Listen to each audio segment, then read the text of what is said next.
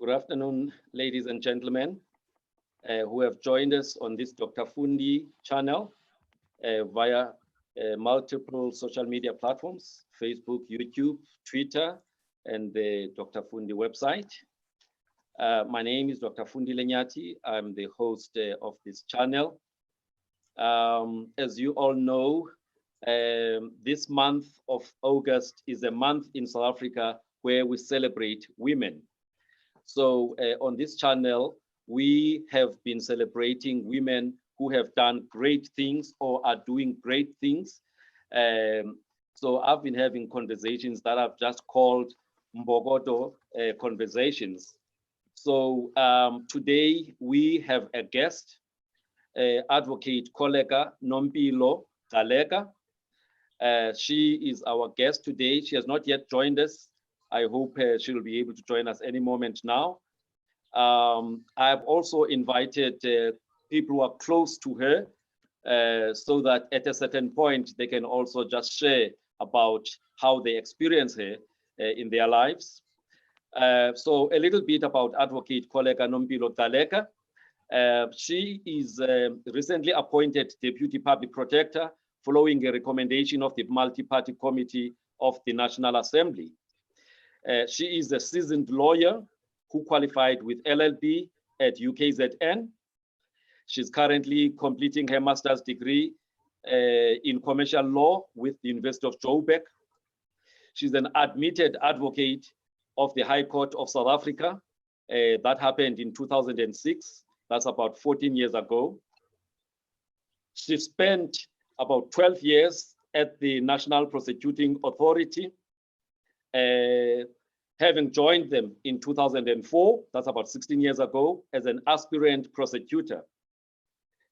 She came in and she was promoted to a junior state advocate in 2006, senior state advocate in 2008, senior deputy director of public prosecutions for South Gauteng.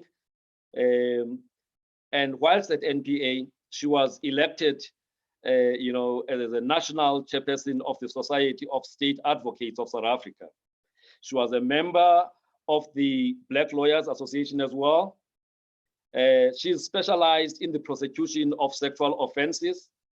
She was also part of an inquiry into the state of affairs of municipalities across Gauteng province. She's got a wealth of experience in legal practice and an expert in litigation, management, and governance.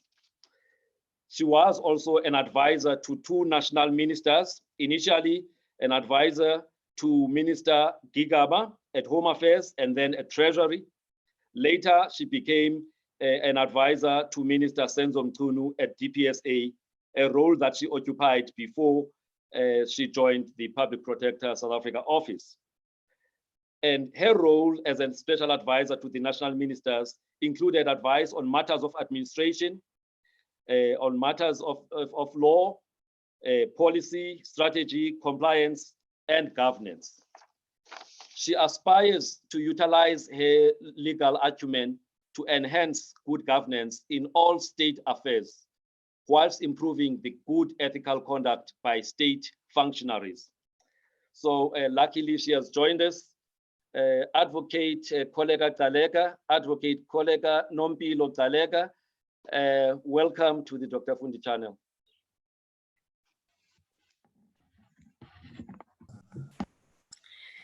Good afternoon, Dr. Fundi, and good afternoon to your viewers on the different platforms. Thank you for having me on the Dr. Fundi channel. Thank you, thank you. We were starting to be worried when you were not joining us, and you will see that I've also invited other people who are close to you. At the right time, they will say something to you. But anyway, Kholeka Gcaleka, what does Kholeka mean? That name, normally with African names, there is a meaning to the name. So you are Kholeka and you're also Nompilo. Is there a meaning to those two names that you were given by your parents? Yes, there is. I am a late lamb at home that's mostly known as a lat lamiki. So when I was born or conceived, everybody in the family had prayed that it is a baby girl, because the firstborn in my family is females, followed by 4 males. And somebody just hoped for the miracle to have another sister. So when I was born, my parents named me Unompilo. And it derived from a song that my mom sang that sang as Impilo yam yonke ndifuna wena. So for all her life, she has wanted this baby girl. Then my sister, who had always put pressure on my parents to have a baby girl, as if it was automatic, then named me Kholeka. She was satisfied. So Kholeka means satisfaction. Oh, thank you. Thank you. Thank you for that explanation. And so the non-pillow part has to do with the fact that they wanted you to be healthy so that you can grow up and be a second girl in the family. Really, it had to do with their life, because in their life, they had wanted this baby girl. So impilo yabo yonke, they wanted this baby girl. So that's how I became Unompilo. All right, thank you. Thank you for that explanation. Now, you've already told us that you come from a family of 6. There's 4 men in your family, and the big sis as the firstborn. And where are you in the, so you're the last born? Yes, I am. I'm the last born. Now, we normally associate last borns with certain behavior or characteristics or, people who are quite spoiled. So how would you describe yourself as a young lady growing up in that family of, 6 siblings? I don't know about being spoiled. It depends what the description of spoiled is. But I grew up in a family where all my siblings were much older than me. My brother, whom I come after, is 5 years older than me. So I grew up in a family where I would say was a pretty strict family. And well, they described it as protection, that they always had to protect me because I was this small child amongst all of them. But I would really say I grew up in a very strict family where everybody guarded me with all that they had, wherever they were. They would even have other people in the community who would be their eyes and ears, after me. So yeah, I would really describe it as a very strict family. All right. Now, besides the family being strict, what insights or values that you got, growing up in that tight-knit family and a community that was protective over you? What are the things that you look at now and say, you know what, this is something that was instilled in me from that family, from that community, where I grew up?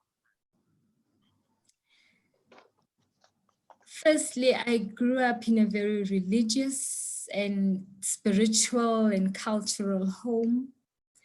So my culture and culture in general, even though of those around me, I think it's one of the things that really ground me. I grew up in a home where my mother instilled ethics in us. She expected us to be honest. She expected us to live with what we have and be satisfied with what we have and not envy what we saw others having. For example, I would never go home with somebody else's jersey, even if they had forgotten it in my school bag. I had to make sure that it doesn't go into our house, because my mother would search the bag, and if she finds anything that doesn't belong to me, she would walk me to wherever and say, let's take this back to its owner. Yeah. Secondly, I grew up in a home where I was able to live with self and be content with self. My mother and father didn't want, and my siblings, by the way, they didn't want me to be a rondloper. So you wouldn't find me in the streets. I always had to be home, either with my books, television, or toys. But that taught me to be content with myself, you know. Yeah. And I think that came in handy in a family where you were the youngest and others were much older than you. You obviously had to spend more time with yourself. yes, I had to. As much as I would have loved to be with friends too, you know, but I didn't have that luxury when I was home. Yeah. But it also taught me that even outside of home, I must be content with being with myself. Yeah. But the other thing that my mother taught us is that use your common sense. She would even say, when you do something that is not rational, she would say, you know, and she would quote another grandmother of my family, Yasemakwatini, and she would say, oh, you know, Umankonzo would say, akanazo nezokuhlala ekhaya mntakwethu, you know, meaning that you don't even have common sense. So it was a must for you to have common sense at home. You had to think before you do whatever that you are supposed to do. So, and the other is unity. It taught me teamwork when I was outside of home, because to my mother, it was very important that we are united as a family. And I think those are also the main things that ground me and ground the rest of us as a family, that I always have a base. I don't have to linger around for belonging, but I have a base in my own family. Yes. Most of all is respect. Respect for? It's respect for human beings, respect for adults, but respect for any, respect for the law, as I would translate it as it is now, even though at the time, my mother taught us a lot around the Bible. But if you analyze the Bible, it is obviously a set of laws. So at home, we had to respect, we had to be honest. And I think it's the values that really come in handy for me as an adult. Yeah. All right. So we're going to move quickly from there. But before we do so, the community where you grew up, actually, I didn't ask you a question. Where were you born? I know I should have started there. Where were you born? Were you born in Mzimkulu? And where did you grow up? I was born in Johannesburg at Baragwanath Hospital. I grew up in Johannesburg as well, but I'm a true reflection of a nationalist. I, in the late 80s, moved to Umtata to live with my sister. It was part of the quest of my grandfather as well, for me to be entrenched in my culture and isiXhosa. So luckily my sister was working at Umtata, so my brother and I went to live with my sister. However, in between, we would go home to Umzimkulu, but Umzimkulu would be more like visiting during holidays and, you know, and vacations. And in the 90s, I think it was 1994, my parents took pension. As I had said before, I'm a Latla Miki. So my parents retired when I was in grade 7. Yeah, I was going to grade 7. So I did grade 7 at Ikopo, Little Flower. We were then living full-time at our home in Umzimkhulu. So I basically grew up in what is now would translate into 3 provinces, which is Gauteng, Eastern Cape, and KwaZulu-Natal. Okay, lovely, lovely. So as you were growing up, you went to Little Flower. What did you want to be when you grow up? Did you want to be a lawyer? Not at all. I was an artistic person. I wanted to do arts. I wanted to be an actress. I did speech and drama as an extracurriculum at school and at home. So that's really where my love was. So what kind of a school was this Little Flower? Normal school, or, girls' school only? What kind of school was that? It was a combined missionary school, mainly run by the Germans, Swiss, Irish. So what would you say are the things that you learned? Because those environments are usually environments that are quite, strict. So what would you say are the things that you learned from that environment?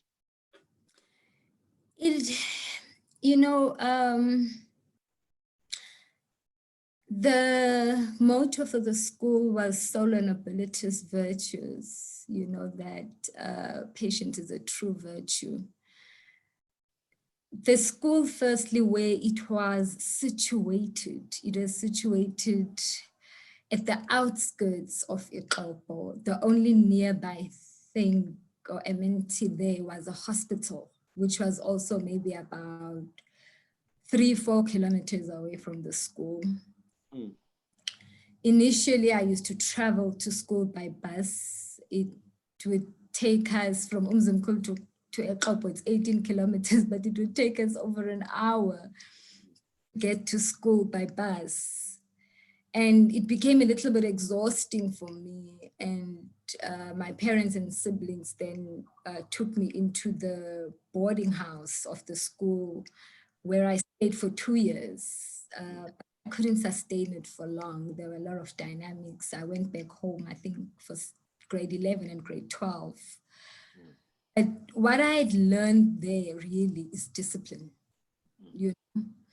And it was not something different for me or hard for me, but because at home, that's what my home was about. It was about discipline. And I think hence my mother chose the school because she wanted me to be disciplined, And again, the environment in which the school is situated, I think it resonated with them.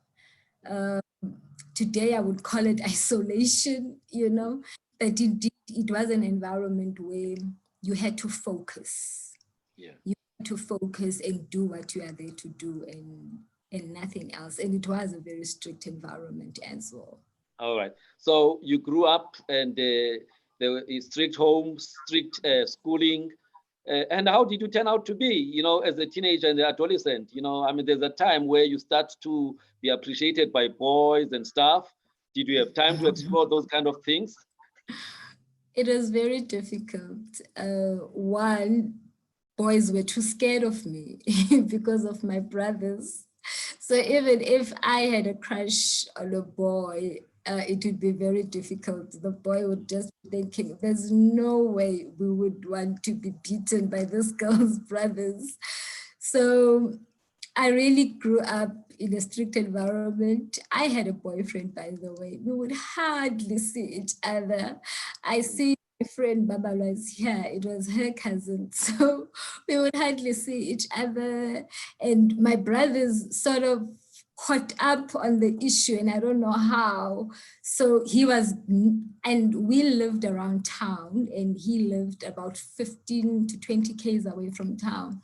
So he was never allowed to be seen near town, even if he's away from my home, but he shouldn't be seen there because my brother would conclude that he's coming to see me. So growing up, before I went to tertiary, teenagehood for me was not like other kids. You know, I really didn't have that much time. And even if I had a boyfriend, we would hardly see each other. Yeah. It was so difficult to even get out of home. All right. Okay. So time came for you to think about tertiary, decide which course you're going to apply for, and all of that. So what happened? I actually never thought about tertiary. It's my brother who thought about tertiary. I've got a brother who comes after my sister. He's a school principal now and was a teacher then. He had my life all planned out. You know, I'm going to go to varsity and I'm going to be successful in whatever I do. My dad wanted me to be a doctor.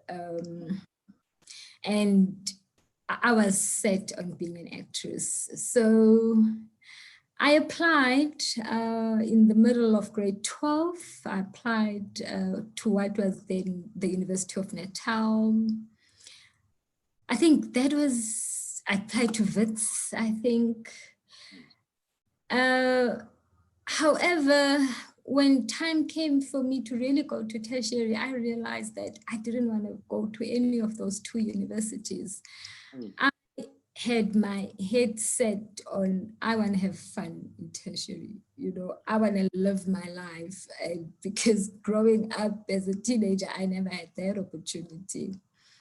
So I've got one of my brothers who is an attorney. So he was serving his articles of clerkship in Durban.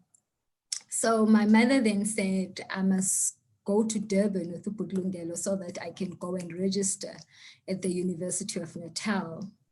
However, I told them that I think I want to go to Westville. You know, I've heard of Westville. And I didn't know where Westville was. And my mother had asked that my brother needs to take me where I need to go. But so, was your mind set on law already that time? No. I had applied for speech and drama. Okay. Speech and drama was my first choice. Communication was my second choice. So the day came, I had to go to the University of Durban Westville. My brother went with me to a taxi rank in Durban. So I thought he was going to go with me. And when we got to the taxi, he says to me, here's a taxi that goes to Westville. It's going to take you to campus. When you get there, you'll see what to do. Yeah. So I was so shocked. I even wanted to cry because I wasn't used to be just left on my own like that, you know. I was used to be taken from point A to point B. But yes, I went to the University of Durban Westville. Luckily, I got guidance to the registration center. When I got there, I inquired about speech and drama, and they said to me, look, unfortunately, speech and drama is moving to the University of Natal this year. So unless we then take you up at the University of Natal, because you do qualify. I took a pause, and because I was set that I wanted to be at University of Durban Westville. And I said to them, what else can I do? You know, the gentleman, they said to me, just give me a statement of symbols, let me see. And he said to me, look, you don't have to do law. And I just thought of my brother, you know, and I'm like, there's no way I want to do law. And I said, what else? And he went on with the B.Admin, and I'm like, oh, no, I don't want to do that. And he says to me, okay, we can admit you for an LLB degree. How is that? So I just registered for that, but my heart was not set on it. So you got to law by default? Yes. All right. So you got admitted there and you became a student at Westville. You know, for somebody who wanted to do law, I mean, those days, 80s and the 90s, I'm sure even today, you know, University of Natal, you know, both Maritzburg and Howard College in Durban, I mean, they were known for producing solid lawyers. And you just said, I want to go to Westville and do my LLB there, you know? Yeah, but anyway, that's fine. I wanted to be there for different reasons. Yes, okay, all right. So for the reasons that you wanted to be at Westville, did you actually enjoy your time at Westville? Did you have the fun that you wanted to have? I had a time of my life at Westville. I think I also connected with my first love, which was speech and drama. I ended up working at the campus TV as a presenter.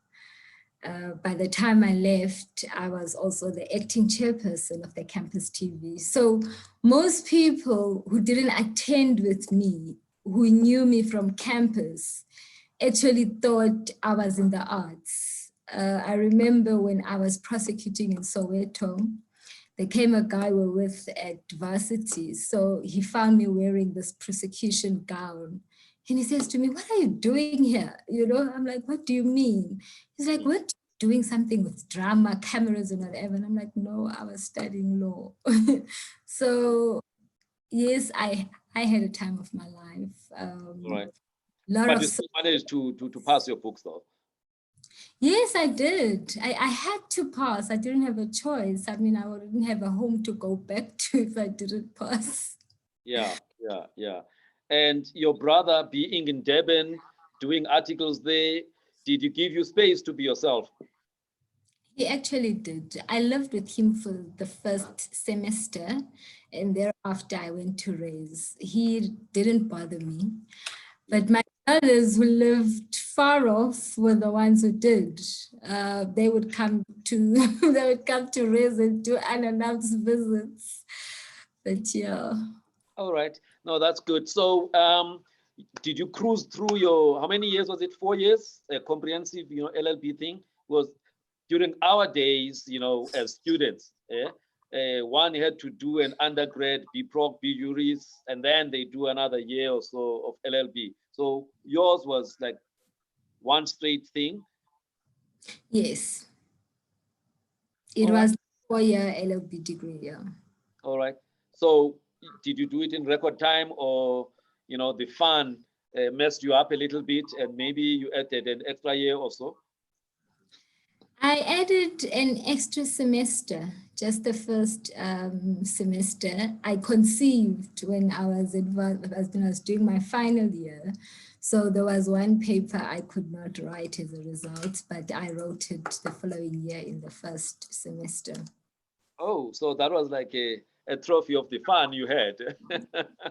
Actually, by that time, at that time, I was no longer having fun. That's when I was starting to be serious. Yeah, okay. All right. So you finished your LLB degree at UDW. And then what was next for you? I then had to raise my son a bit. Then I moved to Johannesburg to live with my sister and her husband in Soweto. The first job I applied for when I thought my son was a bit big enough, for me to be able to take him to creche, was at the National Prosecuting Authority. And I actually was admitted as an aspirant prosecutor in 2004 at the NPA. All right. Why NPA? I've always loved criminal law. Even at varsity, I used to do moot courts of criminal law. We were only 2 students who loved criminal law really in my class. And Professor Reddy, who was the head of department in criminal law, always thought that I would make a very good criminal lawyer. So I think it was in law, it was always the path that I loved and enjoyed. Oh, okay. All right. And so you got in at NPA. Was it easy to get in there? I mean, I would expect that there must have been a lot of competition, for spaces there. It was. I think there would be about 100 applicants for the aspirant prosecutors program. I'm not certain at the time how many of us were interviewed, but what I learned there is that always give your child the best that the world has to offer and that you can offer. And I saw that coming at play for me. I was at the interview, as much as it was in Soweto, 2 of the panelists were white Afrikaners, 1 black female and 1 colored male. So as they looked at my CV, they said to me, oh, you can speak Afrikaans. How do you know Afrikaans, you know? And I said to them, I actually went to Westbury Primary School in Westbury, just here in Johannesburg. And they started smiling and laughing, and they said, well, Joe here also went to Westbury Primary School, who was the colored gentleman in the interview. So since that moment, I cruised through the interview. And did you cruise in English, or you cruise? Or you cruised in Afrikaans? Well, it had to be held in English, I guess, for fairness for other candidates as well. But we excelled in Afrikaans a little, yes. So how's your Afrikaans now? It's still good, but because I don't practice in Afrikaans, I wouldn't say I'm excellent in it anymore. But at the time I used to even prosecute in Afrikaans in some cases. So but it's not Kombi's Afrikaans, eh? Yeah, it is the same Afrikaans. Okay. All right, so you went into NPA, but before you tell us what happened there, just for people like us who don't know much about the justice system, you know, just tell us, what is the role of the NPA in the broader justice system? Because we hear about, you know, NPA here, then there's the police here, and there's, you know, just some of us just don't understand that.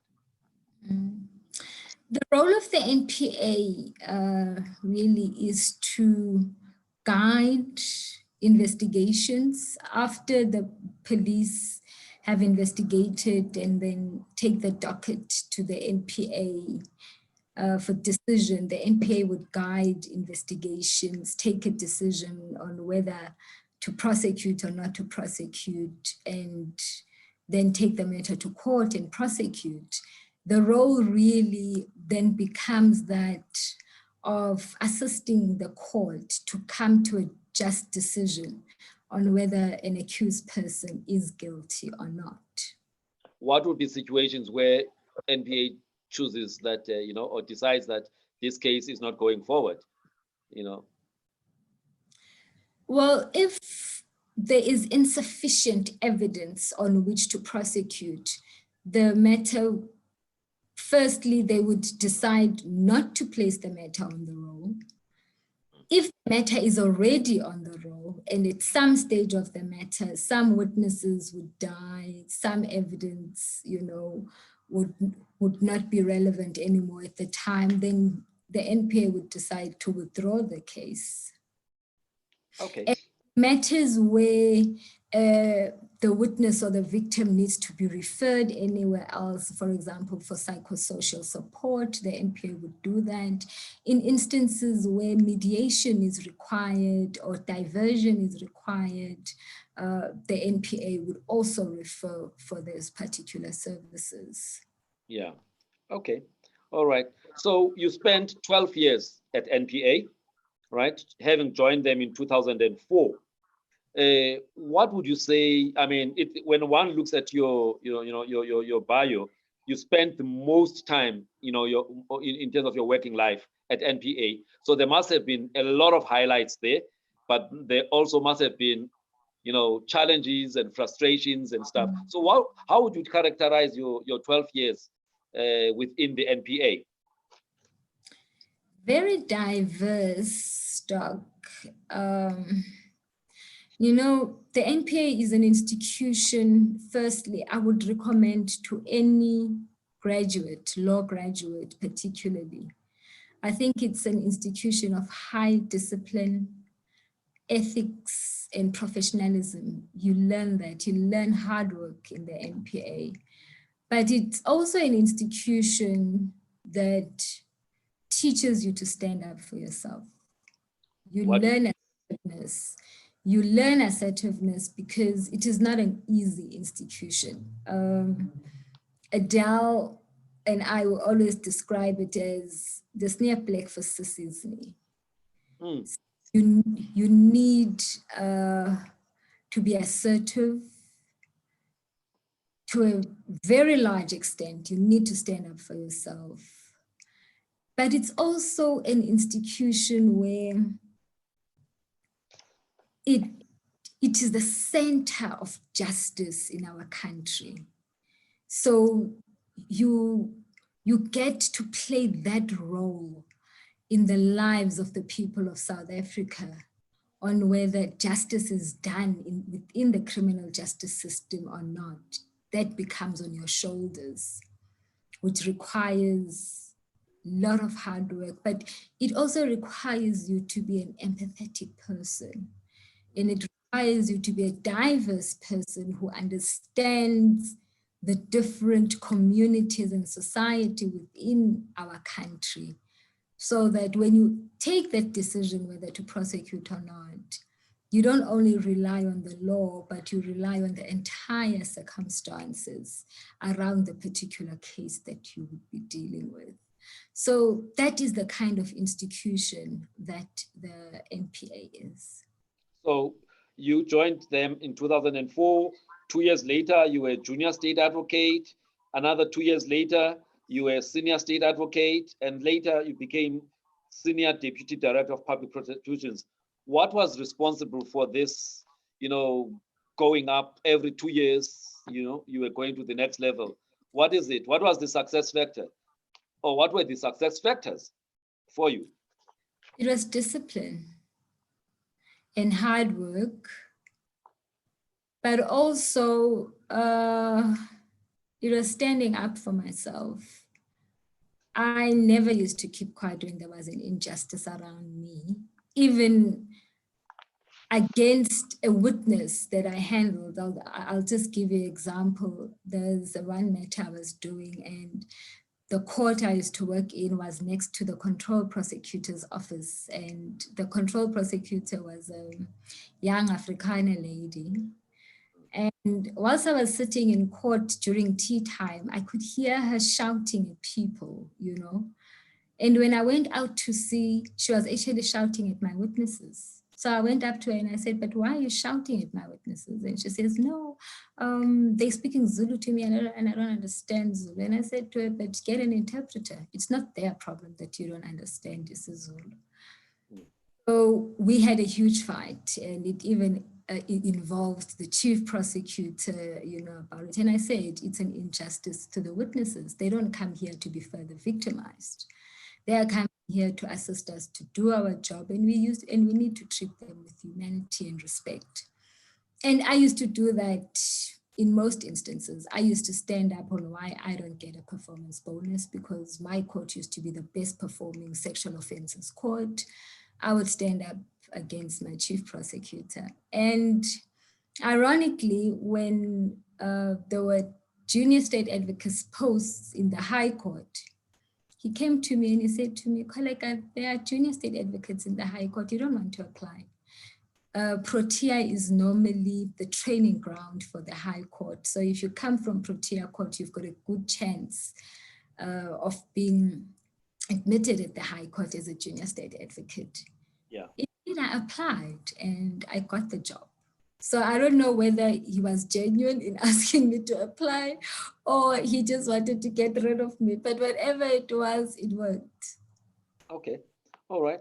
So you've just mentioned something about the fact that you were heading a sexual offenses, whatever. Can you just explain to us that? Why that interests me? Because right now in South Africa, we are having a big challenge of gender-based violence, violence and other, things against women and children. And one obviously wants to know from somebody who's been there before to say, what can be done? But just tell us a little bit about your role in that space of sexual offenses as a prosecutor. Okay, I was firstly a specialist prosecutor in sexual offenses. I used to prosecute sexual offenses, and some of those include what we call gender-based violence, and I actually used to train doctors as well in sexual offenses, medical legal work, do outreaches in communities, and train other stakeholders who are involved within the field. When I became a Senior Deputy Director of Public Prosecutions, I actually became the head of the Specialized Prosecutions Unit, which included the Sexual Offences Unit. So which then encompassed guiding sexual offences prosecutors throughout the South Gauteng division. So what would you say was your success rate in terms of the convictions, because a lot of people nowadays, they complain that, when somebody has been, doing or caught doing something that needed, to be prosecuted, the cases are lost, or if they ever get there, So how are you doing as your unit? And I'm asking as a layperson, so please forgive me. It was doing very good. What I want to really clarify, Doc, is that the South African criminal justice system is really doing a lot when it comes to sexual offenses. Because unlike in other countries, we take matters that are even 50-50 chance, conviction or acquittal. We don't wait to ascertain that I've got an 80% chance of conviction, therefore I'll take a matter to court. We take a matter to court where there's no eyewitness, there's no DNA in the matter, but you would still take the matter to court just on the strength of your victim. So the success rate at the time was pretty high, but of course, because of the nature of the crimes that you deal with in sexual offenses, it fluctuated. But I think that we had even reached a high of about 70% or so within the South Gauteng division. Yeah, all right. So you said something earlier about the NPA not being a place for sissies. I think let's go back there. Would you say the environment, there's a lot of patriarchy there, what would you, say about, the environment? Is it male-dominated type of environment? Well, then it was male-dominated, white male-dominated at a management and senior management level. So yes, at the time, it was a patriarchal environment. And I mean, you cannot isolate it from the rest of the legal fraternity, which is male-dominated and actually white male-dominated. But I must say there is a lot of transformation that had taken place in the organization. All right. So during your time at NPA, I'm sure that's where you met with Adele, who's going to be talking later. How did you guys meet?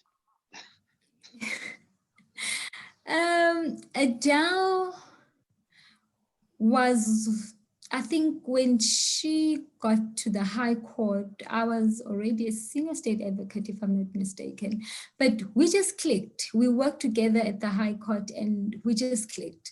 But I think I was closer to her husband, Dion, whom I also used to do cases together with. So Adele and Dion were very, very close.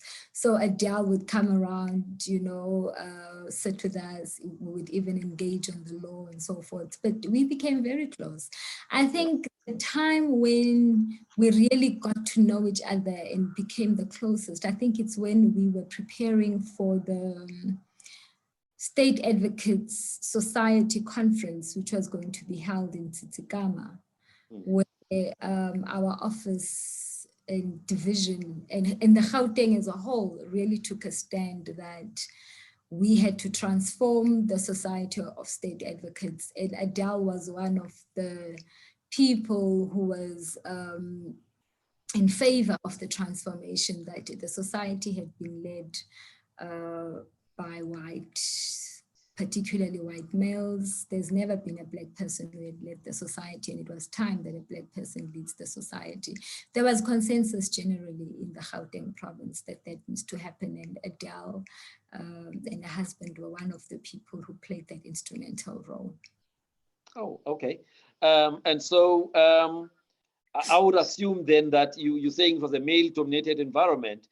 How did you, this young black girl from Zimkulu, manage to convince, the majority of the people there? I grew up in politics, you know, and I think that experience, together with my home experience where I grew up amongst 4 brothers, so dealing with men was never a problem for me. Yeah. I always knew how to work my way around, but also the strategy and tactics that I had learned within politics came in very handy for me. So I had to be tactical in whatever I did, and yes, I managed to win the conference with the support of many, by the way. Oh, well, lovely, lovely, lovely. Now we'll talk to Adele. She will tell us whether you're telling us the truth or not. All right, okay. So within NPA, you were also a member, well, not at the time you were at NPA, you were also a member of the BLA. Is there still relevance for organizations like Black Lawyers Association, Black this, you know, in a transformed South Africa? I am still a member of the Black Lawyers Association in good standing. I think it is the name, and the name doesn't mean that it is a membership for Blacks only, but of course it is biased towards Blacks because of its historical establishment. And I think there is still relevance. However, they need to pick a niche of the space currently and enhance their relevance in that respect. The legal fraternity, even though maybe in terms of numbers, there are a lot of Blacks, but in terms of success within the legal fraternity, it is not yet in the Black hands. So that is what organizations like the Black Lawyers Association need to strive towards. And it is not only in terms of briefs that Black people are getting, but it is in terms of the intellect that Blacks display within the space. I think the Black Lawyers Association has a lot of work still to do in that respect. Oh, okay. All right. And that's fine. So what were your highlights, you know, during your time at NPA? What would you say, you know, when I look back at that 12 years, these are the highlights in terms of the core business of NPA, you know, getting people who've done wrong to spend time wearing, you know, orange overalls and whatever else that is done as part of the sanction. What would you say are your highlights, you know?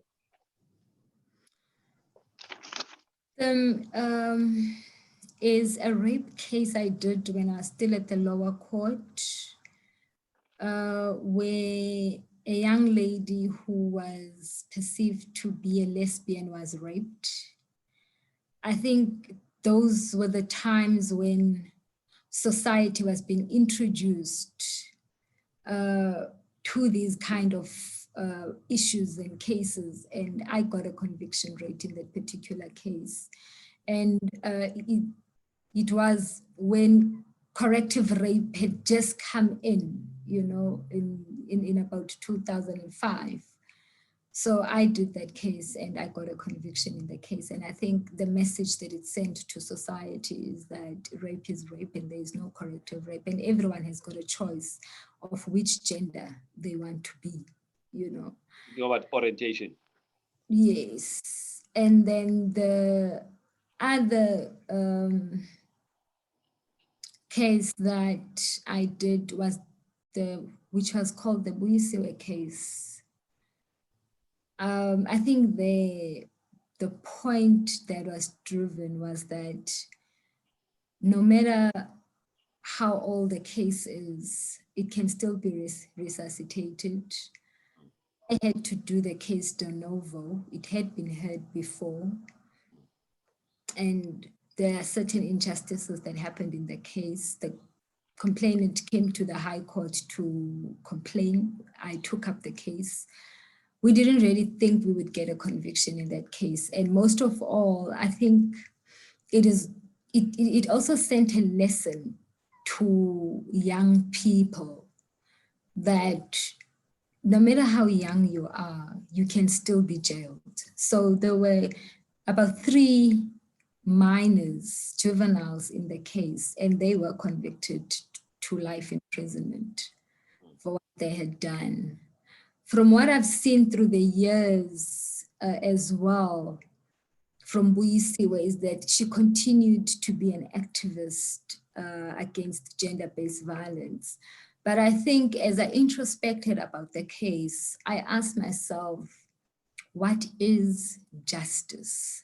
You know, is justice getting a conviction in a case? And I think that case made me realize that that is not justice.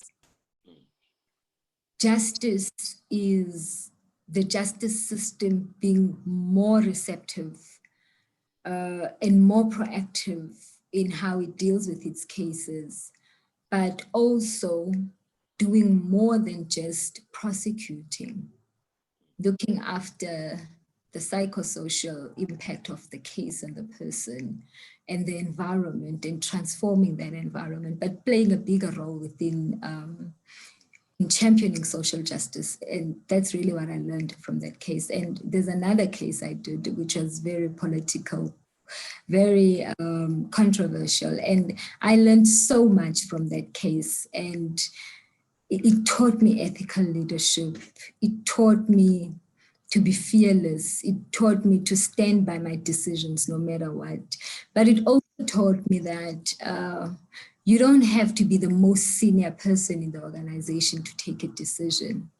What it basically taught me that is that you can lead without the highest of authority. And that's what we did in the case as the team. And what it also taught me is that at the end, no matter what the perception is and what other people's feelings are, the truth shall set you free. And that's what that case did to me. And we got a conviction. But I also got a case where we didn't get a conviction. And I learned so much out of that case, you know.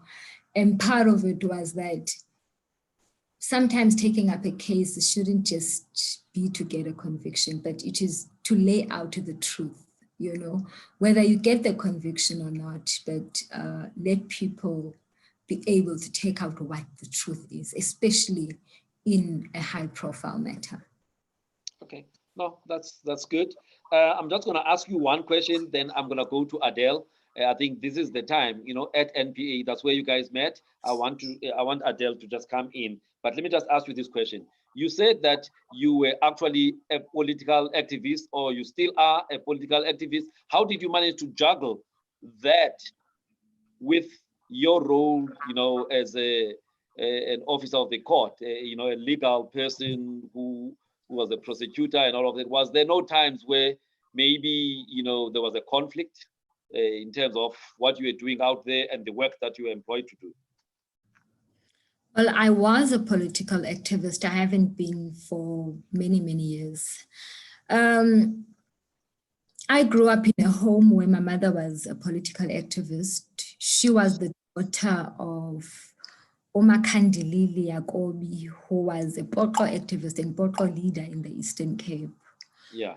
So I became a political activist at the age of 16. I grew up with that. And I'm going to speak about at the time. Politics was not about individuals. And it was not just, and the organization in which I was active in at the time, which is the ANC, it was not just about the ANC, but it was about the people. And that is the value and the principle under which I grew under in politics. And that is the value and principle that I upheld. So, and also knowing and understanding the history of the people of South Africa particularly.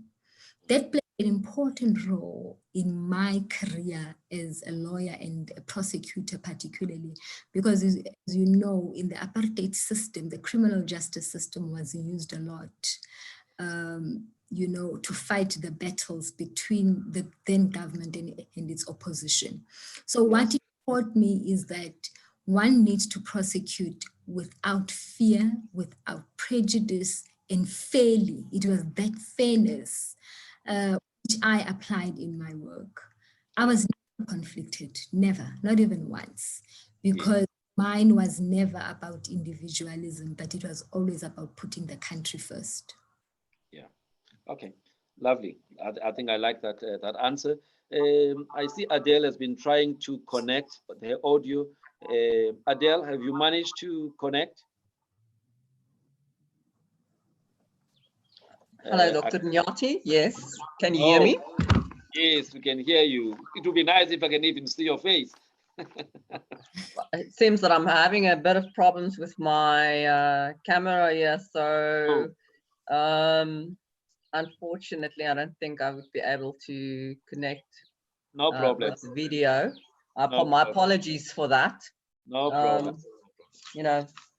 Yeah, so Kholeka says you guys met at NPA and you've been professionals, colleagues, and friends to date. And in fact, you motivated for her, to apply or to be considered for the current position. So yeah, can you just tell us a little bit about this friend of yours that you met at NPA, who could speak Afrikaans, something that's very rare. Some of these darkies from Eastern Cape. Well, I must say, to be honest with you, I think I've heard Kholeka speak Afrikaans about once or twice, but she did tell me about her legacy of doing a matter in Afrikaans. So, you know, we officers of the court, so I believe her, you know. With regards to what she said about we just clicked at the NPA. Well, yeah, I've worked with Kholeka before she left the NPA, say for at least about 10 years. Those 10 years went by very quickly. And we actually clicked before. I heard that she mentioned that she and my husband at that time were very close. That is correct, but we actually clicked when she was sitting next to me in the next door office, you know, so we were actually neighbors sharing some, well, we could hear each other because we were sitting right next to each other. So in the dark corner. Yeah, the corner office. But so yeah, we have interesting stories to tell, which we won't share, you know, with everybody. But yeah, so but we became friends, and we were good colleagues, as she said, because of some of the cases that she worked on with my then husband, and thereafter, I mean, she just became a good friend and a colleague, and I can also say, you know, somebody that I could go to with some of my issues, you know, my work issues. And the reason why I could go to her is because she was such a good leader, and she, you know, she had compassion, and she became a confidant that I could go to and discuss, you know, not just office issues with, but you know, for instance, there was a member in management that I had a problem with at that stage, and that's actually how we became good friends. And I said to her, listen, yes, I don't know how to deal with this. I don't want to be too emotional about it, but you know, it's really affecting me. And she motivated me in such a way to what she said to me is, it doesn't matter what you do, you must never allow somebody to see the way, or that they affecting you in such a way that it's bad for, or that it looks bad. Let me just get the right wording for that. She said you must, her words were like, you need to smile and show them that you are prospering, you are going forward. This is not holding you back. You need to not let it affect you in such a way that it holds you back in any way.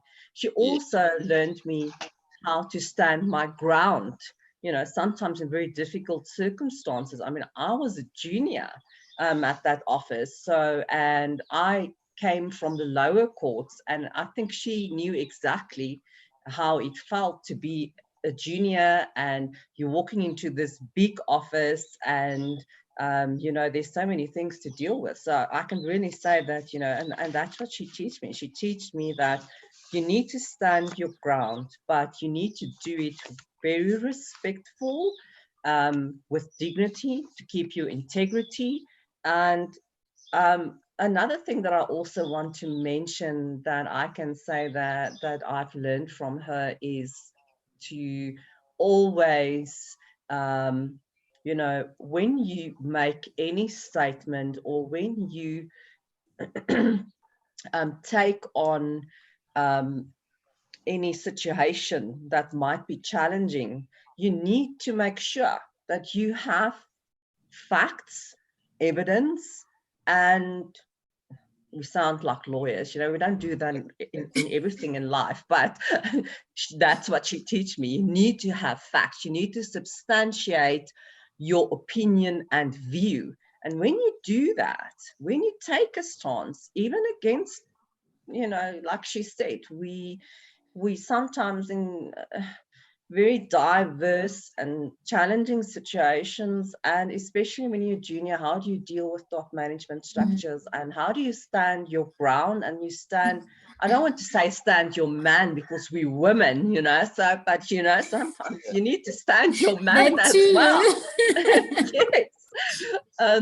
And yeah, so I can really say that, you know, from that perspective, she's really taught me a lot. And I can also say that despite all the hard work that we did, we had moments of, you know, very light-hearted conversations, and we could laugh about serious things that look serious at some stage, and later on became less serious, and we could actually laugh at the situations.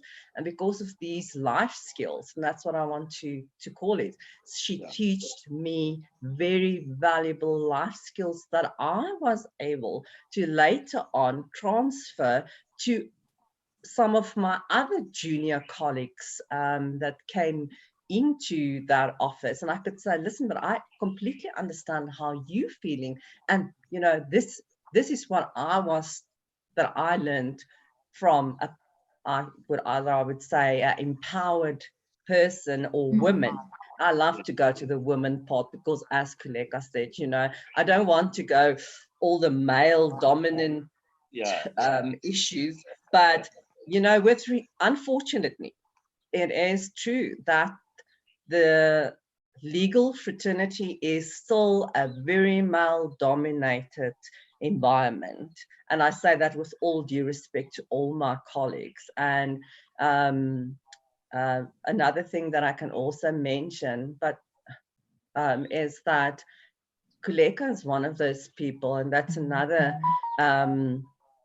good trait that I learned from her. She believes in power dressing, and I can tell you that, you know, that just she had this air about her, and this, when she entered the room, you knew she entered the room.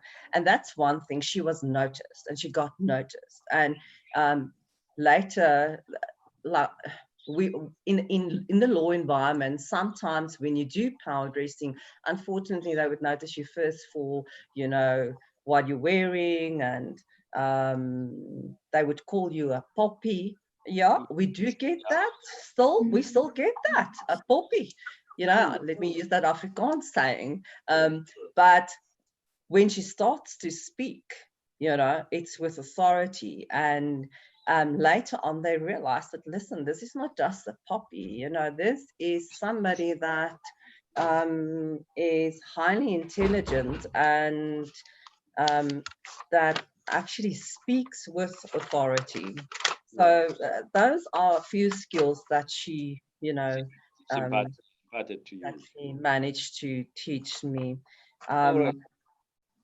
With regards, just one other aspect that I would really also like to commend and to mention is her passion and her empathy with regards to sexual offences. That's one of the things that I can really say, that she had a immensely passionate and empathetic view and stance and manner in which she treated the victims, and especially for the rights of abuse of women and children. And I can remember her attending several campaigns in order to empower abusive women. And I don't think she really touched on that, but I can remember that while I was working with her. Yes, so on another aspect, and I don't want to go on too long, but I know there are other people. She's taught me a lot of things, and despite the companionship and the friendship that being good colleagues and the friends that we have become through the NPA, we talked about it the other day, and we said that, the NPA is a place where you learn to be brave and to have courage. And, we're like soldiers fighting a war every day. And I think that's what at the end of the day strengthened our friendship, is because we were there next to each other, in that sort of that zone. And whenever, you needed advice, not just on work, but on like I said, certain issues with regards to how to deal with cases and case law, we could go to each other, despite the fact that I was a junior and she was a deputy. She never hesitated to come down to my level, if I can put it like that, and, to ask me for advice as well. Yeah. Okay. All right. So basically, you guys are what nowadays is referred to as BFFs, best friends for life, since you met at NPA.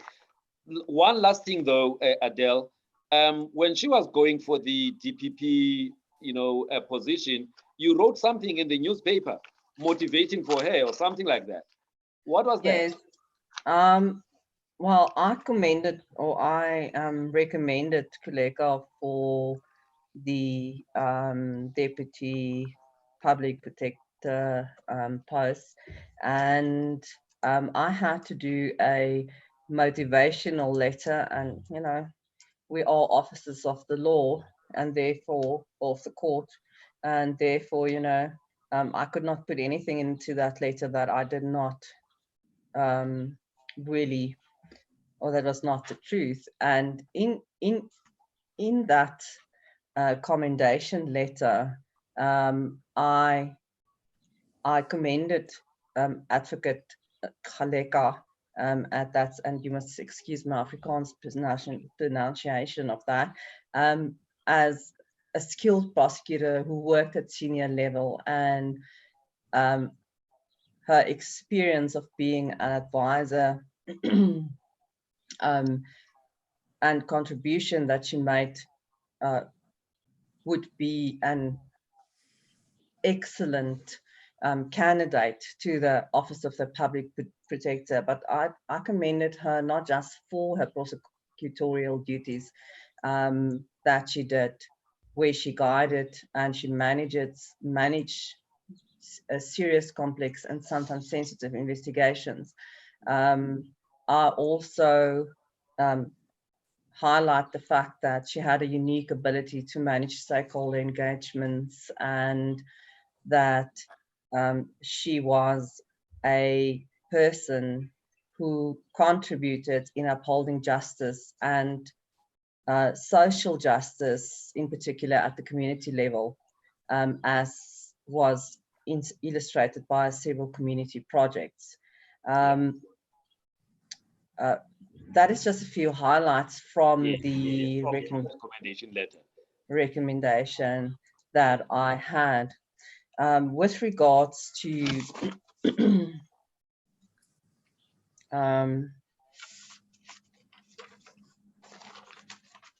with regards to her, when you asked her about her moving up in the ranks, I would totally agree with what she said, that it took a lot of discipline. I think that, you know, I would sometimes, being a prosecutor myself, and we have to work late hours, and that is also the thing, is discipline is so very important. When I would phone Kholeka at 1 o'clock, 2 o'clock in the morning, she would still be busy working.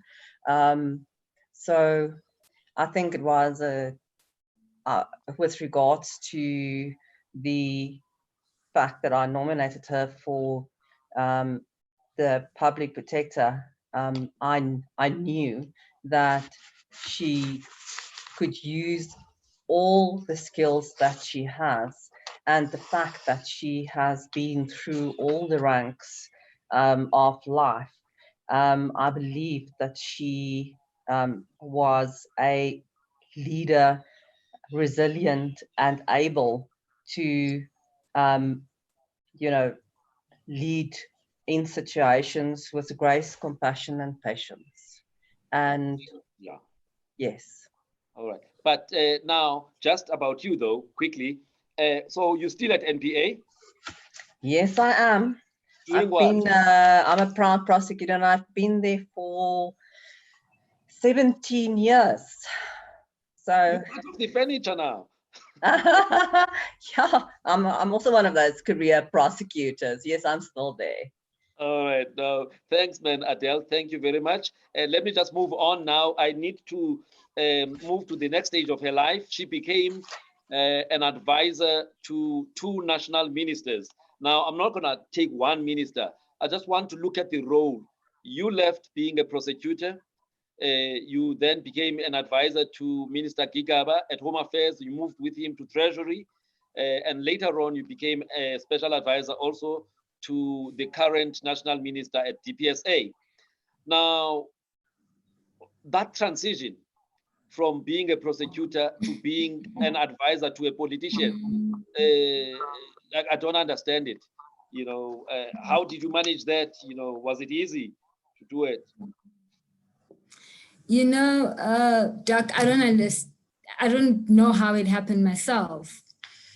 But because I'm a spiritual, religious person, I always think and believe that it was God's plan for me, that how my path is going to be.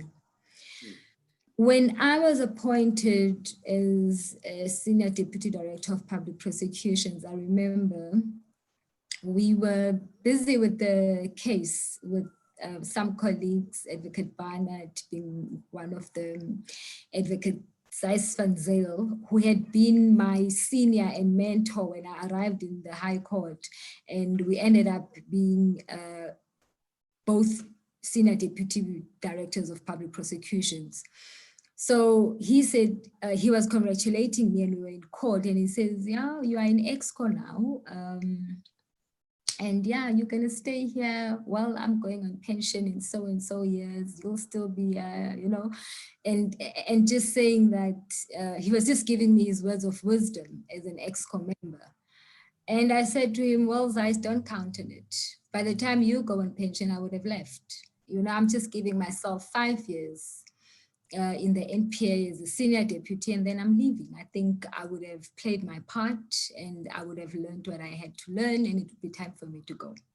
And he laughed and he said to me, where would you go to? And I said, I don't know, but I wouldn't stay here for 10, 20 years. And, so you never had any aspirations of being the head honcho of NPA, like, you know, where Batohi is now, Advocate Batohi, yeah. Not at all, not at all. I always knew I was meant for greater things in life, and greater things I never described as a position, but I described as diversity in life, learning more in life. And I didn't see myself just knowing prosecutions. I saw myself contributing broadly within our society. And what happened indeed, just after 5 years after my appointment, I was called by the advisor, the then advisor to the then Minister Gcaleka. I didn't know the lady. And after she called me, I actually wanted to call the then minister because I knew him from my activist days in the youth league and say, but why are you sending your advisor to call me? But then I thought, I don't know why she's calling me, so let me just see her. So we met for coffee and she says to me, no, I've actually been sent by the minister. He's asking if you would take up a position as his advisor. I didn't even know what do advisors do, you know? And I said to her, can I think about it? What do advisors do? I asked her, what do advisors do? And she outlined to me and she said, well, particularly with you, he feels that there's a gap in his office of a legal person, you know, and he wants that and so forth. I thought about it for about a week, but deep inside, I knew that I had reached my time. I had to go, you know. And that's besides the other dynamics within the NPA, but I had just reached that over 5 years as a senior deputy, and I felt I had nothing more to contribute in that position. And it was for me to grow into something else. And I then accepted the position. I was appointed, I moved in there. How was the adjustment? It was very quick, very quick. And I would really attribute this to the diverse work of the NPA of being a prosecutor. If you're a prosecutor, you must really be a jack of all trades. You must know medical legal, you must know engineering, you must know accountancy. So there are so many things that you get to interact with within the law. It is not just about legal, it's about everything else that encompasses the kind of case that you are dealing with. And I think that really made my transition very easy. Okay, so one thing I also want to understand, what's the nature of relationship between that political principal and you as an advisor, and you are still, you know, what do you call it now, an officer of the court, you know, because you still remain one, you know, as a legal person. So what's the nature of relationship? Because, you know, politicians are politicians, and they can say something today and tomorrow they say something different, and that's part of that profession. Now you then become an advisor to that type of, you know, person. I mean, being a politician, any politician, by the way. So isn't there a problem at a certain point? I never had any problems with both my former principals. Our relationship was extremely professional. Yes. I had set up an advisory note for myself. So any instruction he gives me that he wishes me to work on and advise him on, and on the submissions that would be coming through from the department, I would note it on an advisory note where I would substantiate with the law, I would substantiate with the relevant policy, I would substantiate with any other prescripts, even precedences around the particular matter. So I had a very professional relationship with my principals. It was never pedestrian. At no point did I guess what advice I had to give. Yes. Now, you know, recently, during the time of COVID, there was an issue around the Ministerial Advisory Committee, some members of the committee feeling hurt, you know, when their advice was not necessarily taken by the minister, which brings me then to this thing of a role of an advisor to a decision maker. Do you particularly feel any hurt if your advice that you bend the midnight oil trying to produce does not end up being, you know, taken by your principal? I think at first you do sulk. I used to, because you've put so much effort into it. And because of the passionate person that I am, I would be passionate, and I would also be certain about the kind of advice that I'm giving. But of course, it is merely advice. The decision is that of the principal, not yours, you know. So they have other factors to consider. I got to learn that they've got other factors to consider before they take your advice. Your advice might be on specifics, but they need to apply their mind and take into consideration other factors before they make their final decisions. So it is really not something to be heard about. And it doesn't mean that they don't trust you. And it doesn't mean that your advice is wrong, but it just means that they had other considerations to take when applying their minds to your advice. So if you are an advisor to a minister and on a matter that went to court, you know, and stuff, you contributed somehow with their legal team and stuff, and things don't go well in a court of law, and you are, the special advisor who brings in that legal thing. Do you take it personally, or it's like, you know what, I gave my best anyway? There was a legal team that was, dealing with the case. I just want to know, I think losing a case is not a nice thing. But however, if you are trained in litigation and you study the judgment and you accept the angle at which the judge approached the matter, and as long as you've given the matter your best, you've done your hard work, you've done your research into the matter, the outcome really, yes, it might not be the outcome that you had envisaged, but as long as you've given it your best, there's nothing you can do. All right. So working with both ministers, they obviously valued you as the special advisor. And the last one with the minister at DPSA, you had to now apply for the DPP position. How easy was that? You're working well with the principal, but then on the other hand, you are being asked by Adele and other people to raise up your hand. Actually, I was nominated for that position before I became the special advisor to Minister Mkhunu. And it took a bit of a while before they shortlisted. I then got the offer from Minister Mkhunu to be his special advisor, which I took. And in the course of events, I actually learned through the media that I was shortlisted. And ironically, we had been speaking about it during that week, and I said to him, look, I'm comfortable, I'm happy being here. I think DPSA I've got the passion for it, administration and governance, strengthening that within the state, and what role does the Minister of Public Service and Administration play? So it was quite an exciting assignment. So we had agreed that I'm going to stay, and I would then submit my letter of withdrawal to the portfolio committee. And as I was driving home one afternoon, I hear my name in the news. I was called by Adele, called by everybody else. I've made the shortlist. And there were sort of issues being raised, on some of the cases that I had done as a prosecutor, my career span as an advisor to the then Minister Gcaleka and so forth. Now, as a person who's an officer of the court, my integrity is of utmost importance.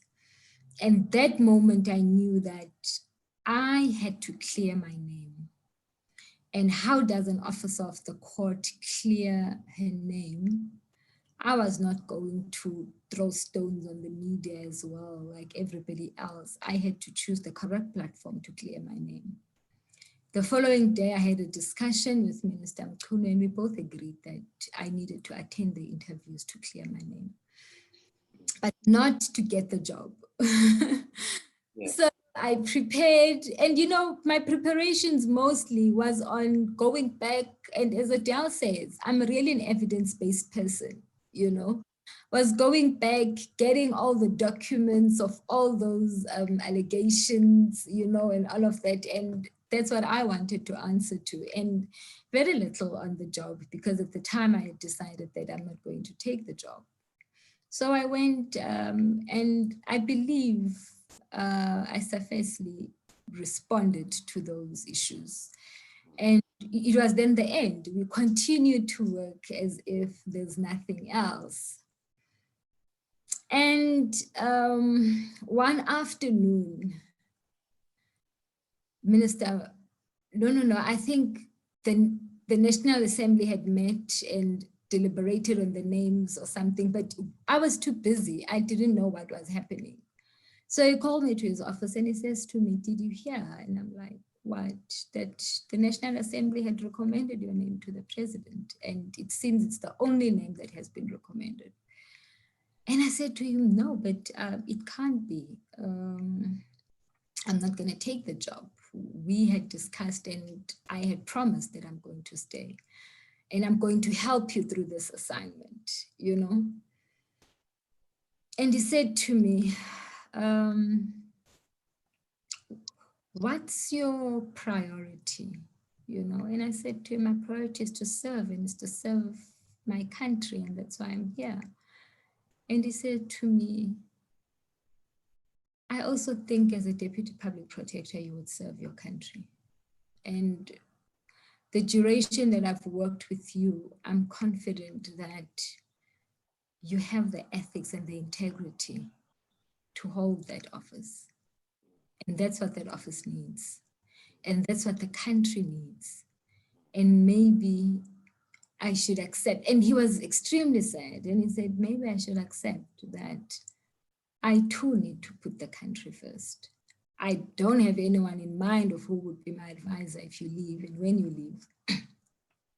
However, I shouldn't be selfish, you know." Okay. Sadly, we departed on that note, and indeed the headlines went on. The National Assembly had recommended my name. It was the only name. So I could not turn that down. I think in the interest of the people of South Africa and in the interest of that office, I really could not turn it down. And that's how I ended up as the Deputy Public Protector. So from the 1st of Feb, you've been at PPSA, Public Protector South Africa. How has the 6 months been? You know, some people talk about 100 days when they get into jobs. You know, they get to know the organization for 100 days and then they say, "Okay, I'm going to do 1, 2, 3, 4, 5. But before you actually answer that, what is the role of a public protector? That is the office. What's the mandate? And what is your responsibility within that mandate? Are you just a junior to the PP, or what is it? Is it clearly defined? Because we hear that, you know, like you have ministers and deputy ministers. Deputy ministers don't have a clearly defined role. Is it the same case in the PPSA where there is the PP and then you just get given, you know, whatever that the PP doesn't feel like doing? I mean, what kind of a role do you play there? Firstly, the mandate of Public Protector South Africa, it's really enshrined in the Constitution. It is a constitutional body which was established to strengthen democracy. Yeah. It is to ensure that it brings the executive and government to account to the people. It is to ensure that there is transparency in which government governs, there's accountability. It governs in a manner that is responsive to the needs of the people. It delivers efficient and effective services to the people. And there is fairness in the performance of those duties. And it is to guard against any misappropriation of funds, mismanagement, or any other malfeasance, failure to act, conduct failure on any in the public service and public administration. So it is quite a broad mandate, really. It is really a mandate to ensure that democracy is at play. Yes. And so your role within that then? My role is that of a deputy public protector. Yes. Deputy public protector is not a subordinate. It is a deputy. It has delegated powers as per the Act from the public protector. And the powers that have been delegated to me by the public protector is that of customer service and stakeholder management, the administrative of justice and service delivery, which is the core function of Public Protector South Africa. And also in ensuring that our remedial actions become impactful. We see what we would have produced, the output that lies within my delegated powers. And over and above that, together with the Public Protector, we have got a very good working relationship whereby I am part of the daily oversight as the executive authority that we have over the institution, even on other matters that are not delegated to me. Before any matter goes to the Public Protector within the office, it starts off with me on whether I recommend or do not recommend, and then it goes over to the Public Protector for final decision making. So who do you report to? Do you report to the PP, or do you report to Parliament, or there's a dotted line somewhere and there's a solid line somewhere? Like, operationally to the Public Protector, but in accordance to the Act and the Constitution, it is to Parliament, because my appointment is by Parliament. Oh, okay, lovely. So you've been there for 6 months. You know, like I said, other people, they take 100 days before they get to know an organization. How long did it take you to actually get to grips with understanding the organization and then being able to say, all right, now I think I can add value? Or did you add value from day one? There was really no time to learn. I had to swim as I go along. It took me about 2 weeks consulting with staff, executive managers, provinces, just to get the runnings of the organization. And after 2 weeks, I had to get the ball running, you know. The position of the Deputy Public Protector had been vacant since December. So there was that little vacuum that I had to fill, and there were a lot of things that the PP had in line that I needed to assist her with. So I had to roll up my sleeves and get going immediately. Yeah. Now, I remember that you were interviewed, I think, on the same day you started by, you know, a journalist, I think, from ENCA, Mr. Vuyomboko. And you actually outlined what you thought was going to be a responsibility within the office, you know, inward looking and all of that. Can you just explain exactly, and whether that has since changed since you started? It didn't change. Indeed, that is what I am focused on. As an organization that requires, firstly, to have an executive authority, that is myself and the Public Protector, who rally behind the same vision. We rally the organization behind that vision, which is Vision 2023, strengthen the organization, strengthen systems within the organization, ensure that the organization is equal to the task. It was very important for me to focus on that. And we didn't know that COVID was coming. PPA would become more relevant. This is the biggest test I think our democracy has had. And we had to ensure that we are able to get grips of that. And as we were also regulated as essential services, we had to perform that particular duty as well. All right. So 6 months now, what would you say are some of the positive things that you've introduced, or you have, you know, supported, or whatever, you know, just to see whether you really added value in the 6 months that you've been there? I think what we've done as a collective within the 6 months is to reintroduce the culture of learning through resuscitating our training programs as an institution, relooked at our systems, strengthened where we thought we needed to strengthen. But most than all is to present ourselves as a team to the institution. so that we can work together as a team, as an institution. Yeah. But also, you might have heard some of the interviews that I've done, is to present the institution first and not to individualize the institution. And I think that is what we have done as a collective. Yeah. Okay. All right. So you're pretty much happy about, your contribution to actually, strengthening the organization so far, working as a collective, obviously. Yes, I'm very happy. I'm very happy. I think we are doing a lot. Yes.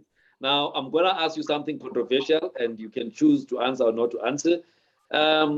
Sometimes in organizations where you've got, two female leaders working together, sometimes there's some cat fights that can actually spill over to that is being done. How has it been? No cat fights? Not that you would tell us, but I'm just asking. Not at all. Not at all. I'm going to repeat that. The public protector is very matured, extremely matured.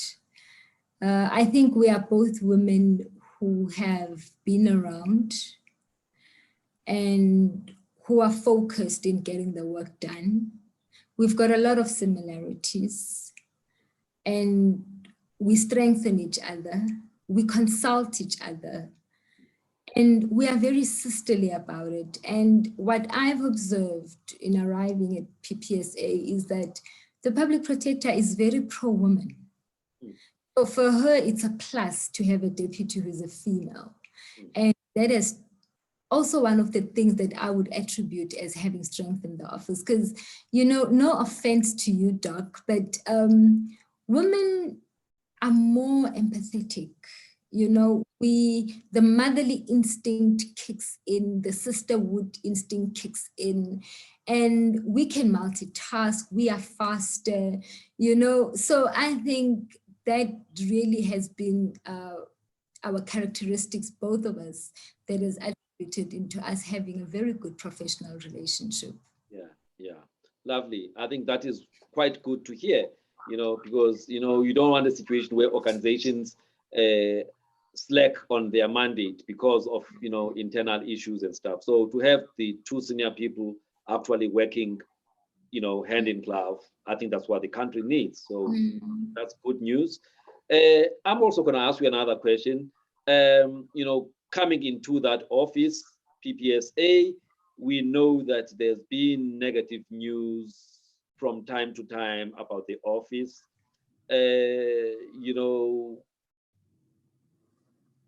How are things? Are we going to be seeing less or hearing less of negative news, as you guys continue to do your work?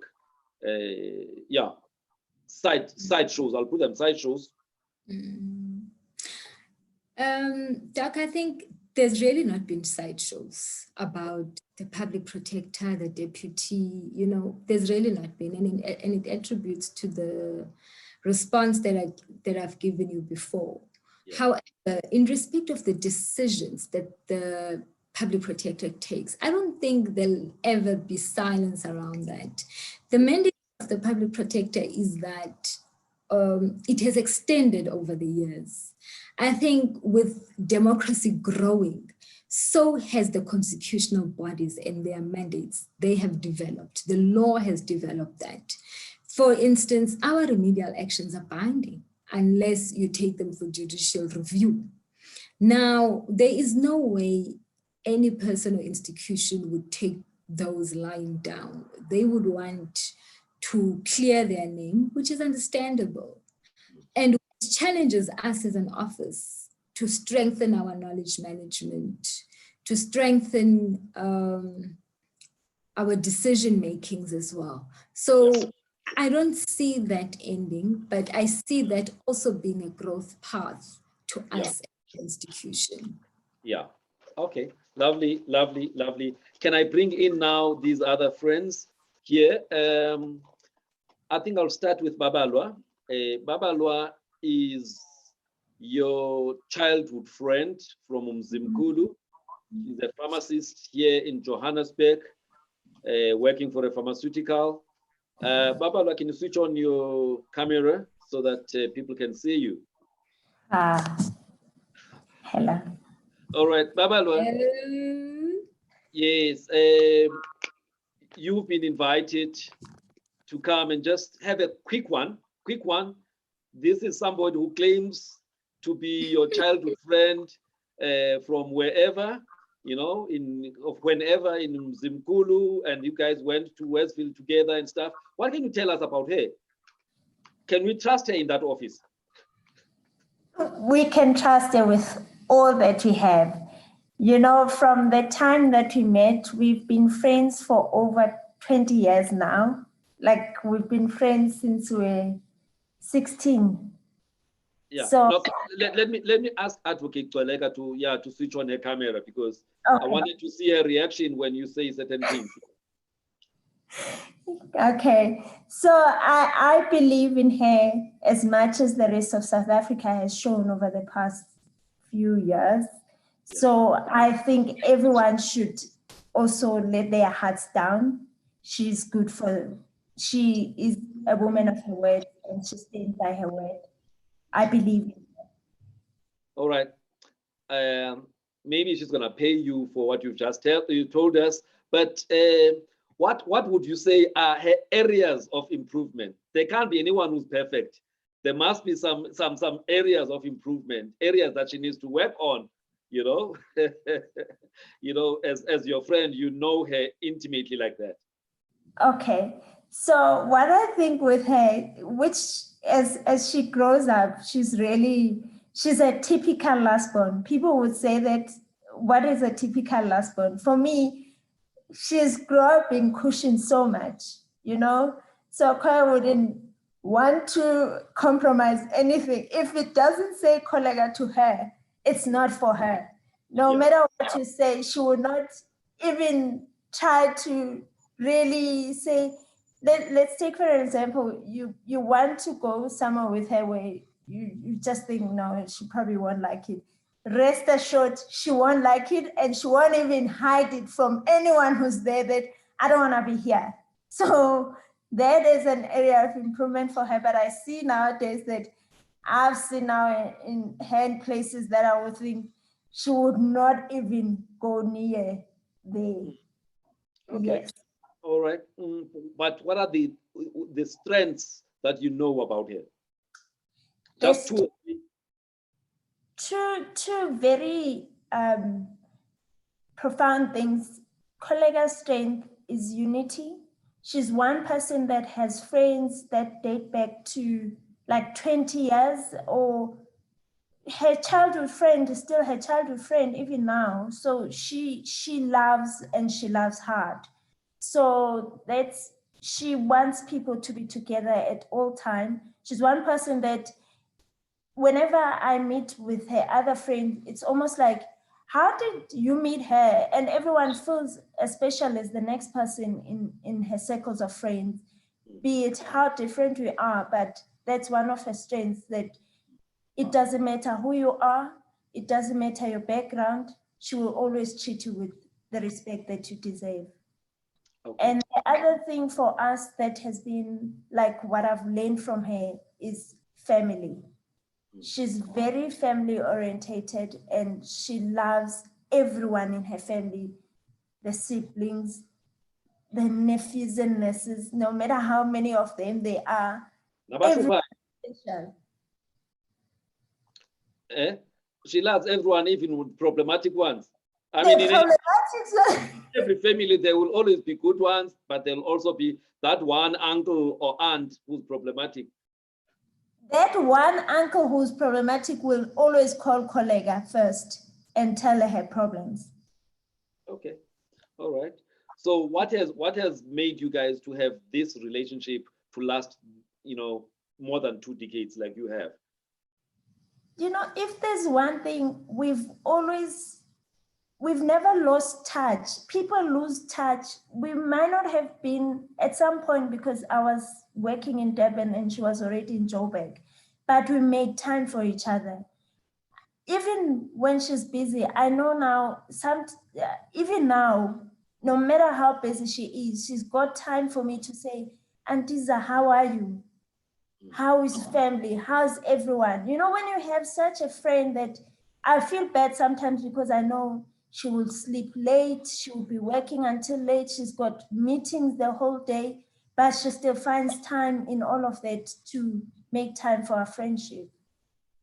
Oh, lovely, lovely. Let me move on. That was quite good. Let me move on to Madam Speaker of the City of Joburg Council, who is the firstborn in that family of DPP.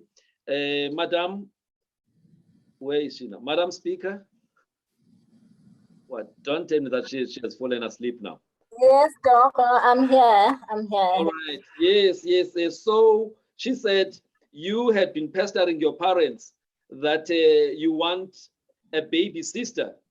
I don't know if you had a formula on how they must make a baby sister, because they tried 4 times and each time there was a man who came out, or a boy that came out. So why did you want this baby sister? Thank you very much for inviting me, Doc. Just to go straight to your question, I wanted a baby sister because I did not want to be a girl alone at home. I remember when the younger brother, whom Kholeka comes after, was born, I was certain that he was going to be a girl, and it was unfortunately a boy for me. And I said to my parents, you've got to bring me a baby sister. So there was this thing, you could see, when you are sisters, you are able to gossip, and you gossip about brothers and abomakoti. So I used to say, ndifuna umntana entombazana endizawuhleba naye, you know. So yeah, unfortunately, at their 40s, then they were able to bring a baby girl. So how has this Lameki been? I mean, as a young one, very, very young compared, you know, because I mean, there were these 4 people in between, you know. How was she growing up? Spoiled, wanting to get things her way, you know, like, how would you describe it? I won't say spoiled as much, but you know, I was 18 years when she was born. Yeah. You know, children, they go to phases, to certain stages. And before they walk, they first crawl. Kholeka never crawled. She just stood up and walked. And even the level of thinking, her level of thinking was always above her age. My dad used to say, because she had a lot of names. Well, on her ID, she's Nompilo Kholeka, but she's also Ntombgaise, she's Brightness. She had, because everybody had to throw a name because she's the last born. Can you repeat those names, Speaker? The other name is Ntombgaise. I know she'll be angry. So she had a lot of names. There's Norman Liga, which is one of the clan names for our family. So her level of thinking was always above her age. And because she was so much loved. So when she was at Westville Primary, my mother used to accompany her and walk with her, and sometimes my dad, when my dad is not working very early, they would walk with her just to cross the traffic lights, because there were traffic lights before she gets to school. And she would tell them that, no, I can cross the traffic lights alone. So she would actually orientate some of my uncles who would come to Joburg for the first time at that age at primary, when she was at primary school doing grade R. But she would go to different shops with my uncles and show them Joburg at that age. Okay, all right. So she is now a deputy public protector, having spent a lot of time at NPA, as the big sister, looking at her journey to date. If your mom was still alive and your dad was still alive, what would they say? How would they be feeling? Well, firstly, let me say that, yes, I'm a big sister, but I'm also like a mother. Like when she was born, I was at the age of other mothers of her friends. I remember at some point when she was at primary, she used to think that my mother was her grandmother and I'm her mother. and also because she stayed with me as well and with my mother at the same time. So with her journey and the way she has progressed, sometimes I so wish that my parents were still alive. Yeah. When my dad passed away, Kholeka was at high school. I think she was doing grade 12 when my dad passed away. It was 1997. And when my mom passed away, Kholeka was doing her first year at Durban Westville. And my mother was very much worried about her because she was the youngest. And even on the last day when my mom passed on, because she never got sick, it was just a short illness of one day. She actually wanted me to tell me that I must look after her child. And she was very worried about Kholeka because she was her first year at the university. So now that she has traveled and she's where she is, I always wish that my parents were still alive. I can imagine how would my dad react. My dad was very proud of all of us. And I remember when I was working at the retail at Checkers, and I was a mere cashier, and my dad used to say, my child is going to be a manager. My child is a manager. And I was very far from being a manager. I was an activist. I was a unionist. And I was very far from being a manager, but my dad used to say I was going to be a manager. So when my brother became a teacher, my dad would brag and tell everybody at his work. He used to work for the Johannesburg Municipal Council. He would tell everyone that my child is a teacher. My child is this, is this. So I can imagine today how would he react with her last born being Kholeka, being where she is today. And my mother as well used to say, Mna andizala abantwana bangapadlanga mna. My mom used to say, you must use uphansi wenwele. So my mother used to say, Mna andizala isidenge mna. So I can imagine how proud my parents would have been, but I'm sure that wherever they are very proud of her, and all the successes that she's going through, I know that they are her guardian angels. Yeah. All right. Thank you very much. We've got only 5 minutes. Thank you for that contribution. Now, I'm going to ask you a last question, Advocate Gcaleka.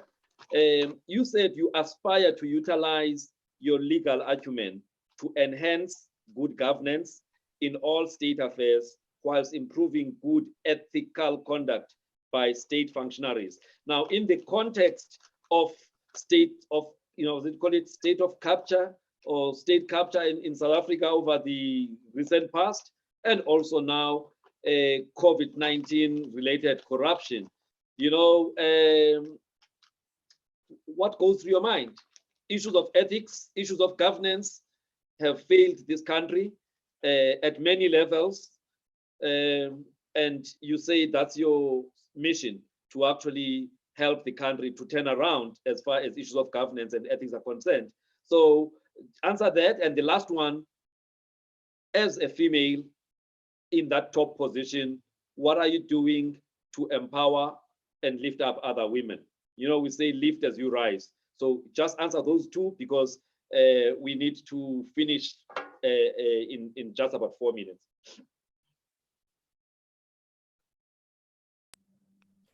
Thank you, Doc. Let me start with the last question, and let me just bring it together with something that you've just called me, Adv Gcaleka. You know, I would normally say I introduce myself as Kholeka Gcaleka. And maybe that also comes from the environment that I used to be in at the NPA and the legal environment generally. Colleagues call each other by name, you know, because you are colleagues, you're equals. And it also makes communication and relations much easier. And I grew up in that environment and I'm very comfortable being called a Kholeka. It doesn't take anything away from you.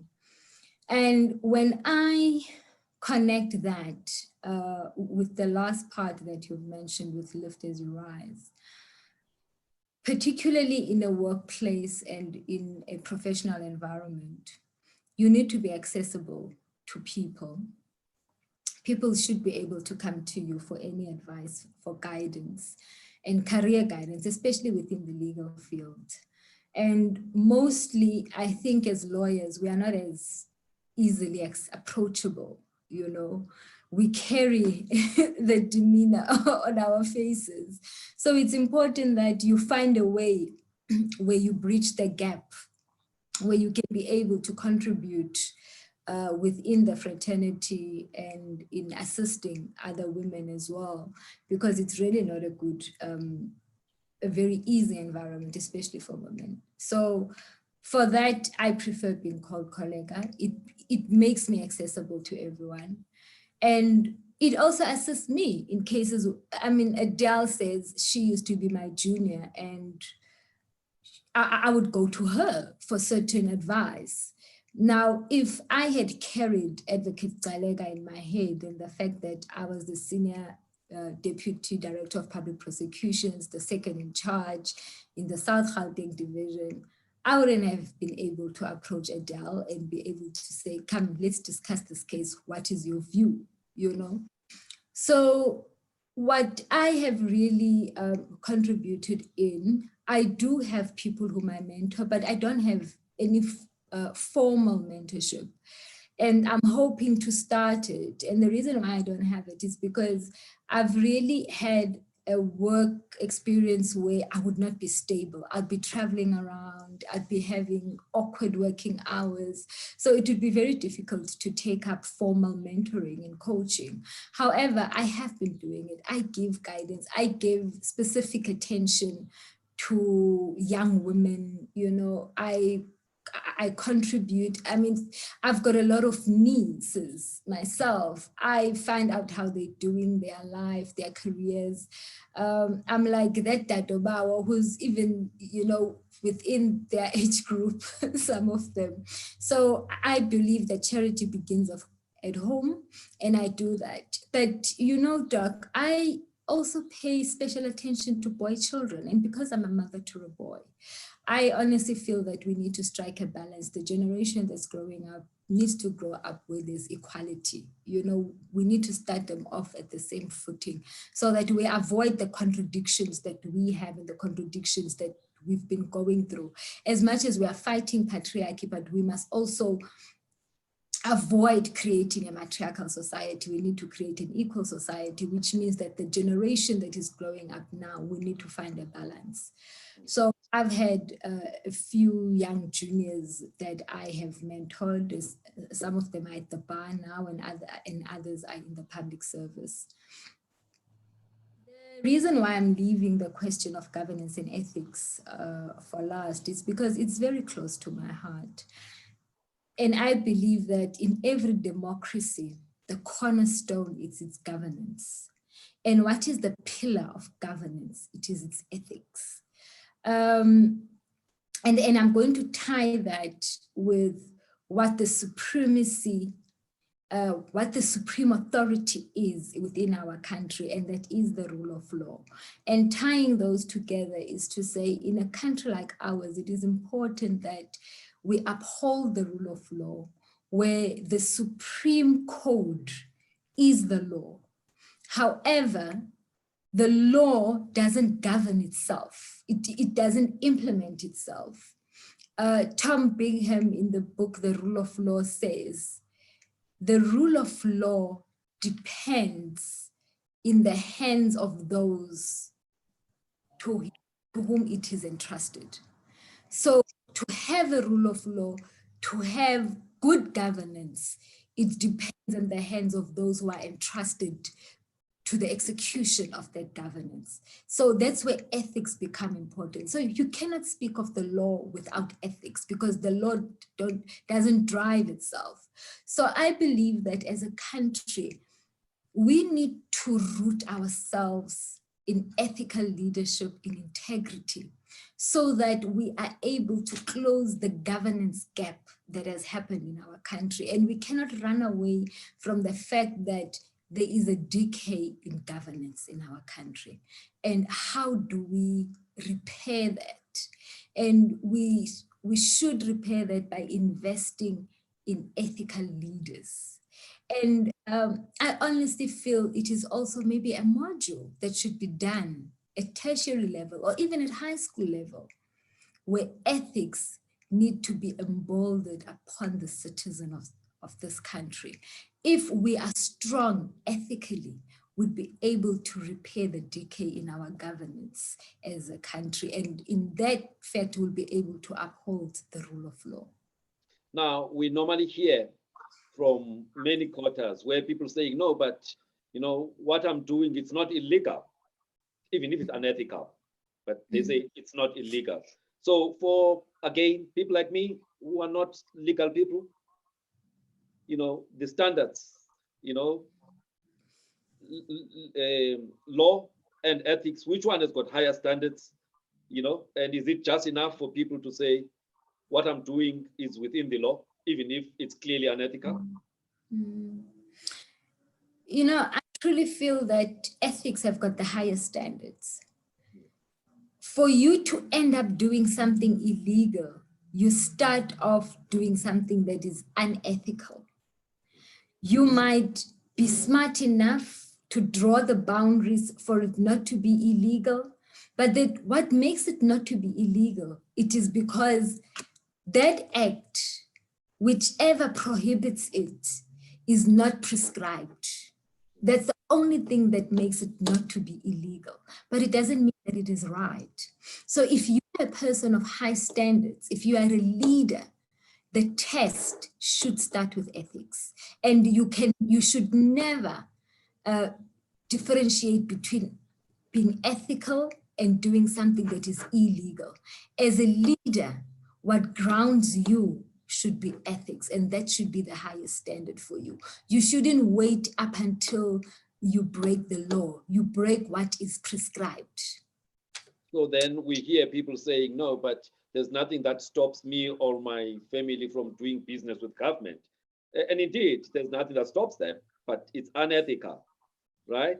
So, and it's now prevalent in South Africa, as we have seen during this COVID-19, you know, period. So how do we then get people to understand that we need them to abide by the highest standards of ethics? And this is both public sector and private sector, because there's always a corrupter and a corruptee. Sometimes the corrupter is outside of the public sector. I always believe that everything starts with the consciousness. Hence I said previously, we need to make it a module. It needs to start at high school level. We need to teach our citizens from a young age on ethics. We need to embolden ethics, even though the rules might not be illegal, but we need to widen the test, not just on rules-based. It should be risk-based, because once ethics are compromised, you become a risk and you are more prone to committing an illegal act. So we need to close that gap. We really need to move to a risk-based approach where we mitigate the risk even before it happens. All right, on that note of a risk-based, you know, governance, higher than legal-based, Advocate Kholeka Nompilo Gcaleka, Banis Dugosako, Makrinebe, Kuku, Ztonga Zitatu, Siyabulela, man. Thank you very much. We've spent the last 2 hours. I think anybody who wants to know you, if they listen to this 2-hour, you know, interview, they will have a better understanding of the person you are. But the reason why we invited you was really for you to share your journey, so that others who are looking up to you or would like to emulate your journey, they can be able to take one or two things from what you have shared. And I am convinced that there were a lot of takeouts that people can actually use, not only the young up and coming, but everybody, especially the last part of our interview, issues of governance and ethics. So I want to thank you for allowing us to have this very prolonged interview. But it's Women's Month, and when we profile somebody, we need to really give a rounded profiling of that person, from where they come from all the way to their current position. So thank you very much. But I also want to thank the viewers who have been glued on this conversation for the last 2 hours. That's too much to ask for people to just watch something for 2 hours. But also thank Babalwa, your childhood friend, you Madam Speaker, Noneba Mulwele, as the big sis, and also Adele as that BFF from work. So I want to thank everybody who has been watching, and I hope it was value adding to you as it was, in terms of, the things that I was listening to. So thank you very much, and goodbye to everybody.